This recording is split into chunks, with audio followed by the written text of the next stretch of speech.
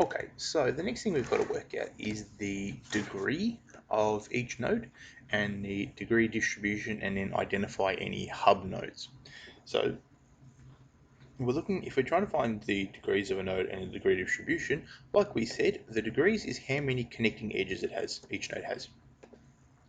And then the degree distribution is if there's three nodes with three edges, and then we do three divided by the total number. So for that, what I did here, I made a degree list, and I set that to list, and then for each node of all the nodes, I added the degree of that node to the degree list. So let's show degree list, and if I click on that, I'll drag that over here so you can see it. This is showing you the degree of all of the nodes.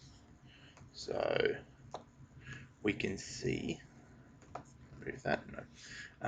Let's see.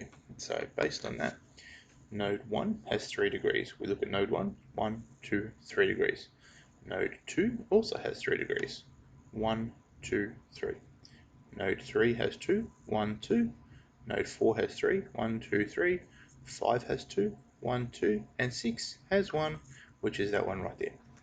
So that is our degree list. That's what we've got there.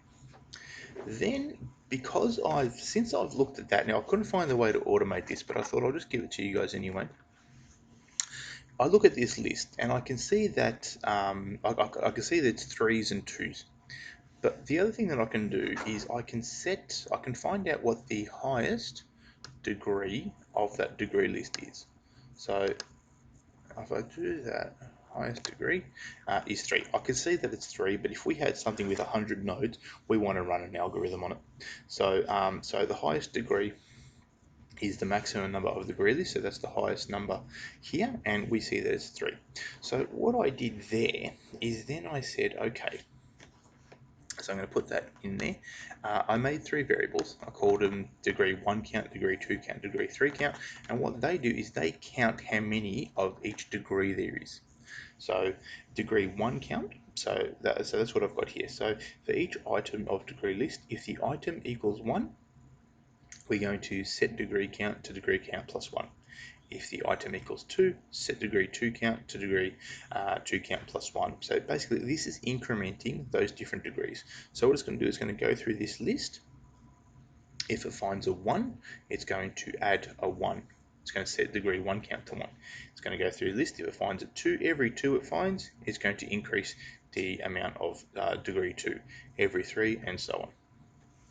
So from there, if we were to run this, let me find the variables. So we've got dig 1 count, dig 2 count, dig 3 count. So it's saying, oh, there goes my graph. Where's the graph? There it is. Fiddly, running out of space. So if I take degree, no. If I move, no. Why isn't it letting me move the graph? Well, I mean, why does it keep moving the graph? So here's degree 3 count, here's degree 2 count, and I put degree 1 count there. Alright, and I run this, we'll see them set to, so we'll slow that down, we'll see them all set to 0, and then as it runs through, we see them all increase. So degree 1, so if we look through this list, we've only got one of degree 1, and that's 6. Degree 2 is 2, which is node number 3 and node number 5, and we've got 3 of degree number 3. So that is how we find them. So now from there, then we've got to find the degree distribution, which is the probability of them. So what I've got here,